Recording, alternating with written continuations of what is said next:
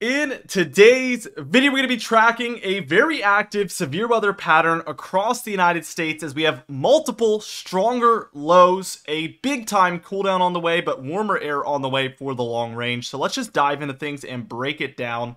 Let's start with today because this video thankfully is getting out pretty early. And for Saturday here on the 20th, we do see that there is some active thunderstorm pattern basically taking place from the south central states through the deep south states and into the southern mid-Atlantic and the southeast here.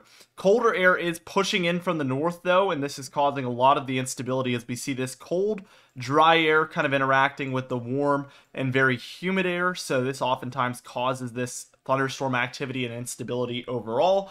Keep in mind that we have a warmer pattern out west, and this is coming in the form of a positive PNA, and this is what is causing the cold air to redirect towards the east. We've talked about this probably too much as this has been the main driving force in the pattern for a long time now. So this is a good way to tell what the pattern will be like east of the Rockies. And by good, I mean almost perfect.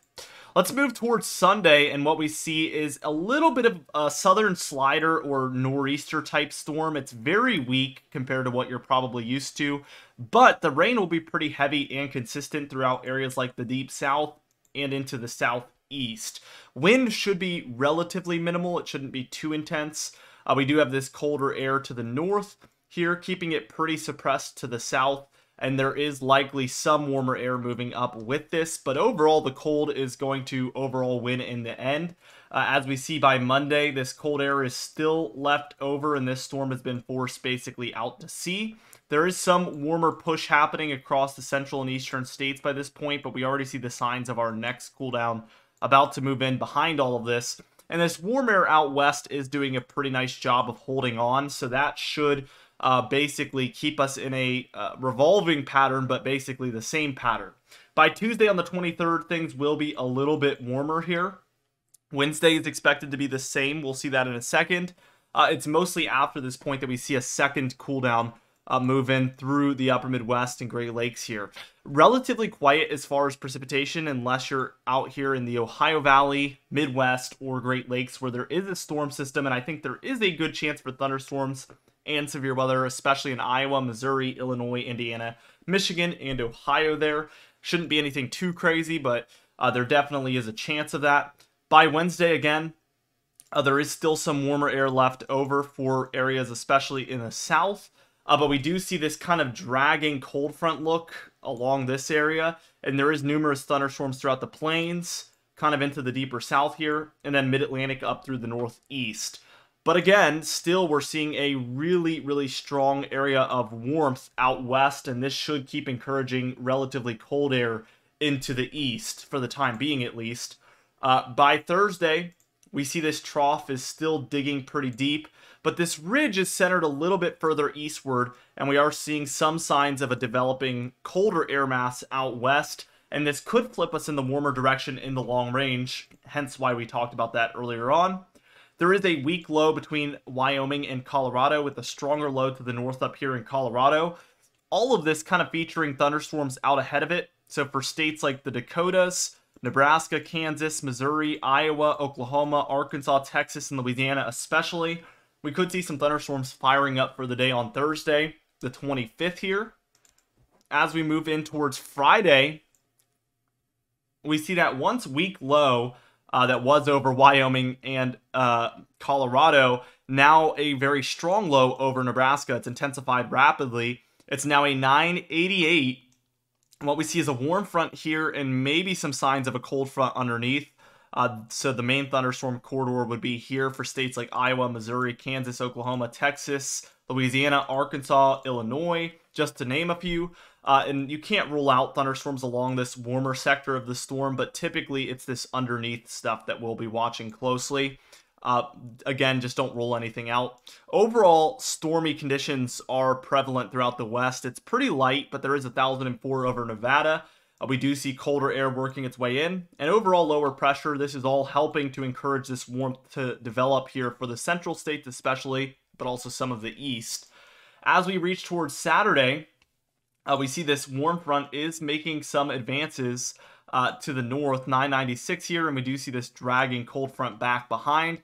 So again, your main thunderstorm and severe weather area is going to be right here for Texas, Oklahoma, Kansas, Missouri, Illinois, Indiana, Arkansas, Louisiana. I feel like they've had multiple days of thunderstorms now that I've kind of named off. Mostly heavier rainfall and showers nearby the low and along this warm front area, but you can't rule out some thunderstorms, especially where we see this warm front right here, and then some activity underneath it. This could be in the form of some isolated or scattered thunderstorms for portions of the mid-Atlantic and southeast.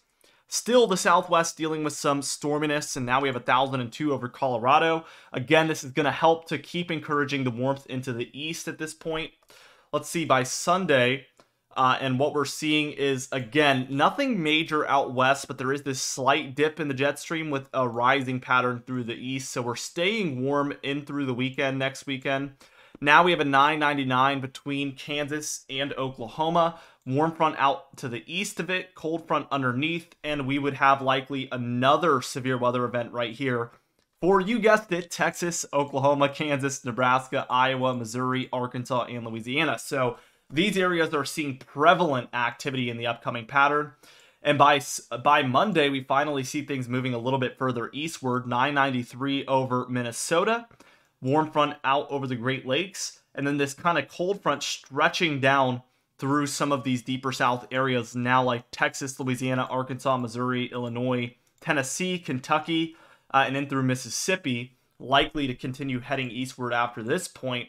But we don't get any further because of this model run. But look at how we end things off. A bit of a trough here in the west, ridge in the east. So things in the long range do look a lot warmer, especially compared to what we're seeing currently and over the upcoming weekend, or I guess ongoing weekend, I should say.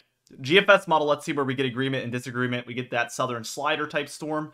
That moves through. We get a bit of a cold front with a low over the northeast that enables a lot of cold air to move into the east. This one showed a lot more snowfall for the northeast, as you can see, than our previous model. Take that with a grain of salt, as I am not seeing that elsewhere other than this model.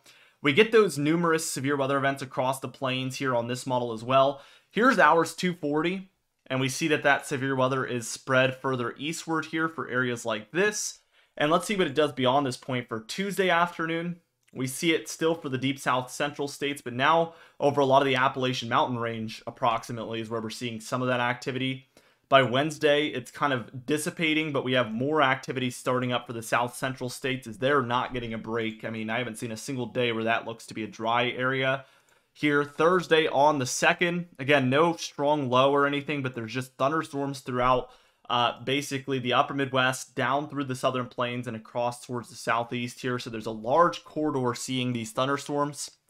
By Friday on the 3rd, we do get a very weak low here nearby kind of the eastern Great Lakes here. This is causing some Canadian snowfall, and then also some thunderstorm activity for the Ohio Valley, south central states, and down through the southeast. By Saturday here, we get another snowstorm here from the GFS model for the Northeast, 992. Again, take that with a grain of salt, as this is now May 4th. We do return to a kind of ridge in the west pattern, which would come in the form of a positive P&A. And we start to see this dip in the jet stream to the east, which is expected in a pattern like this. But this would be quite annoying as a gardener to see another pretty major cool down here for early May. We'll see what happens with that. The good news is that this model indicates that it could be pretty short-lived as we start to see this warm air mass spread eastward as some storminess and colder air makes its way towards the west coast. So a revolving door pattern, perhaps, according to that GFS model. Total precipitation, no surprise. The plains and Midwest see the most here. They're seeing far above average amounts. We're seeing near normal amounts here for the east, and pretty much near normal amounts for the west. So everywhere seeing near normal to above normal precipitation, depending on where you're at. But definitely pretty far above normal for the plains here. That's looking quite substantial. Total snowfall on our old, reliable European model is showing pretty much nothing for the Great Lakes, upper Midwest, or Northeast, whereas the GFS model obviously showed a lot. So we're going to side with this for now. We'll see if anything comes of it. Out west, we're seeing near normal amounts here for the mountainous west. They expect to see snowfall for at least a couple more weeks, so keep that in mind. As we take a look at our European AI model that we've been watching very closely, we get to see the temperature anomalies here. Again, here comes that cool down, especially strong for Sunday and Monday here. We do get a bit of a warm-up, as we mentioned earlier, on Tuesday, Wednesday, but we already see another cooldown kind of move in, weaker this time around, but still there for Thursday, Friday.